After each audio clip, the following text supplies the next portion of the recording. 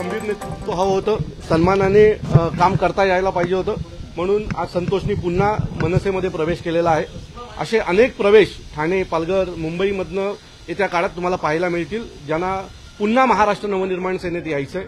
आता जर तुम्ही नीट पाहिलात तर विविध पक्षांमध्ये आमदार, नगरसेवक हे महाराष्ट्र नवनिर्माण सेनेतनं पहिले निवडून आलेली सगळी लोक आहेत जी तिकडे गेली होती, तर ती सगळे आता परतीच्या वाटेवर आहेत। तुम्हाला पुढच्या काही दिवसात प्रचंड मोठ्या प्रमाणात मनसेतनं जे नगरसेवक आमदार बाहेर गेलेले ते तुम्हाला पुन्हा येताना दिसतील आणि त्याची एक झलक ही येत्या साहेबांच्या नाशिकच्या दौऱ्यामध्ये तुम्हाला दिसून येईल। ठाणे आणि कल्याण जो शिवसेना शिंदे गटाचा बालेकिल्ला मानला जातोय, त्यामध्ये हे अशा प्रकारे खिंडार पुन्हा एकदा पडेल।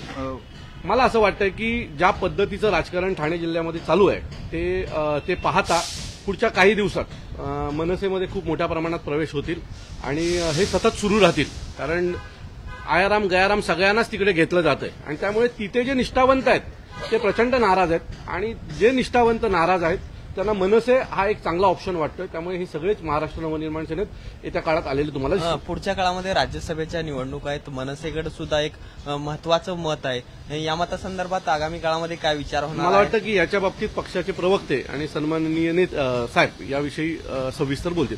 माझा विषय आजच्या पक्षप्रवेशाच्या बाबतीतला होता।